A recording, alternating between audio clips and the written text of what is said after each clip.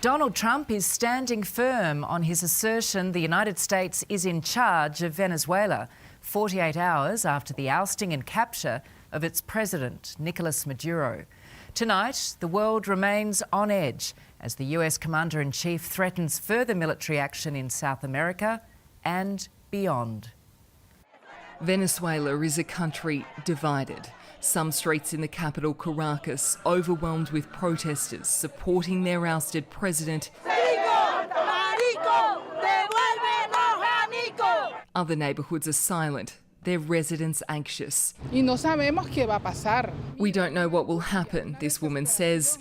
No such uncertainty from the United States. We're in charge. Donald Trump pushing the message he has a plan. Venezuela right now is a dead country. We have to bring it back. We are hopeful that there are people in place now that will start making some of these changes that will ultimately lead to a Venezuela that looks substantially and dramatically different from what's been in place for 15 years. Maduro's Vice President, Delcy Rodriguez, is now the interim leader. The US President warning her to fall in line or else. I just say that she will face a situation probably worse than Maduro. If they don't behave, we will do a second show. It appears that message has been received. Yesterday, Rodriguez was scathing about Maduro's capture. Today, she wrote, "We extend an invitation to the US government to work together on a cooperative agenda." Venezuela's military is backing Rodriguez, but criticising the US intervention that got her there. This poses a serious threat to the global order. If today it was Venezuela, tomorrow it could be against any country.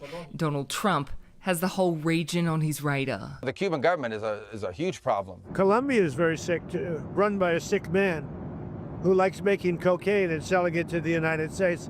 And he's not going to be doing it very long, let me tell you. Today, we travelled to its border. Colombia has already taken in the highest number of Venezuelan refugees worldwide, nearly 3 of 8 million settling here after fleeing a dictatorship and an economy in freefall. Ana Milena has family on the other side.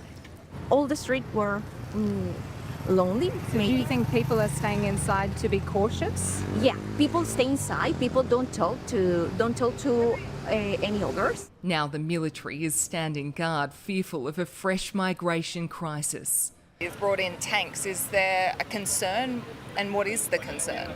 The mission right now is to maintain the safety and territory of Colombia, this soldier tells me. Here in Cúcuta, this is the largest border crossing between Colombia and Venezuela. Just steps away over this bridge, there's now a country and its people which have been left in turmoil. He thinks that Maduro, maybe he deserves what he got, but at what cost? At 44 lives? The New York Times now reporting the death toll has climbed to 80. That includes most of Maduro's security team, as well as 32 Cuban nationals and an unknown number of civilians. As new satellite images reveal the devastation caused by America's strikes, declassified details outline the preparations it took to execute them. 4 months ago, a clandestine team of CIA officers entered Caracas, gathering intelligence through strategically placed human sources and a fleet of stealth drones. Using that information, the US built a full-scale model of Maduro's compound 3,600 kilometres away in Kentucky. There, Delta Force commandos rehearsed the extraction, repeatedly blowing through steel doors until they were confident they could pull it off. This man's 80-year-old aunt was killed when one side of their apartment building was blown apart. This has to change, he says. We cannot take it anymore. To some Venezuelans, the solution is clear. Do the Venezuelan people know who is in charge? We are in uncertainty, but it should be Edmundo González that is the president we voted for, but it's all uncertainty right now. Edmundo González is widely regarded as the legitimate winner of the country's 2024 election. Today, he shared this video from exile, declaring himself en la historia reciente de Venezuela. President of Venezuelans and Commander-in-Chief. Los entendemos y los respetamos. The political situation within the country is delicate and complex, and the ramifications could stretch across the globe, with major concerns this removal of a sitting president has set a dangerous precedent. We need Greenland from a national security situation. It's so strategic. It's about peace on Earth. How is a peace on Earth? Peace on Earth. We gotta have peace. It's our hemisphere. In Cucuta, Colombia, Lauren Tomasi, 9 News. And Lauren Tomasi joins me now from that border town, Cucuta. Lauren, Colombia's president is tonight pushing back against Donald Trump. Georgie, Gustavo Petro says America's actions in Venezuela are in violation of international laws, revealing that a Colombian mother was among those killed in the US strikes on Caracas. Tonight, the Colombian president has issued a joint statement along with fellow Latin American countries and Spain, really condemning the military action launched by the United States, saying it sets a dangerous precedent for peace. Right here, this region is feeling such a deep uncertainty. And in just a matter of hours, the man who once ruled Venezuela will be at the mercy of America's courts. He's the world's most high-profile prisoner, and Nicolas Maduro's American captors are relishing showing off their catch to the public. But the narco-terrorism allegations that landed him in international custody will soon be tested. In his home country of Venezuela, Maduro had a shocking track record of human rights abuse and election fraud. Here in the United States, his arrest has divided opinion.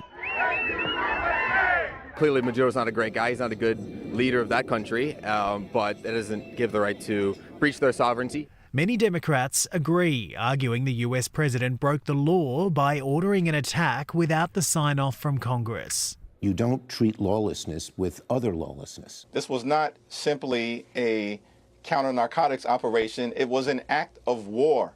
Trump's team say the only war being waged is with the drug cartels. The administration adamant no congressional green light was needed because this wasn't an invasion, it was an arrest operation against a fugitive. And he was in league with anti-American countries around the world like Cuba and Iran or Islamic terrorists. Venezuela is not a security threat to the United States. They're not threatening to invade us.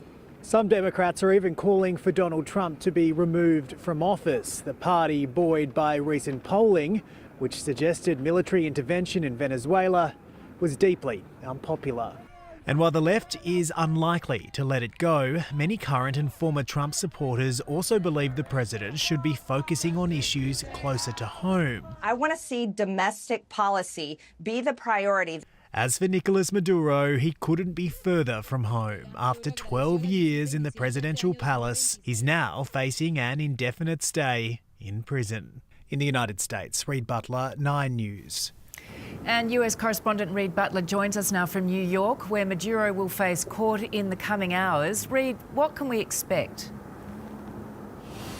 Well, Georgie, certainly nothing as dramatic as Maduro and the First Lady's arrest in Venezuela, but this first court appearance tomorrow morning does mark a very significant moment in this saga, marking the beginning of what could be a process that could result in Nicolas Maduro dying in an American prison. So the couple will be taken from this notorious federal jail in Brooklyn early tomorrow morning. They'll be taken to a Manhattan courthouse and they're facing serious drug charges. There is a chance Maduro's legal team could challenge the legality of the arrest. What we do know, though, the stakes are incredibly high for the United States. After all of that military might, anything other than a conviction and a hefty sentence, that would be an embarrassment.